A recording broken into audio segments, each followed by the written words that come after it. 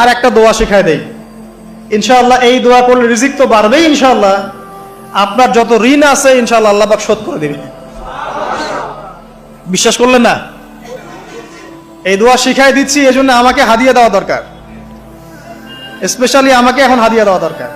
একটা গুরুত্বপূর্ণ দোয়া শিখাই দিচ্ছি। আলী রাদিয়াল্লাহু আনহু বলেছেন, কোন ব্যক্তির যদি পাহাড়ের সমানও ঋণ থাকে, এই দোয়া যদি আমল করে আল্লাহ পাক ওই ঋণও শোধ করে দিবেন ইনশাআল্লাহ। ঋণ কেমন জানেন? ওই যে এখন মানুষ ঋণ নিচ্ছে 1 কোটি টাকা ব্যাংক থেকে, 2 কোটি টাকা ব্যাংক থেকে, হ্যাঁ, কত বছর, 10 বছরের জন্য, 20 বছরের জন্য বাড়ি করছে, তাই না?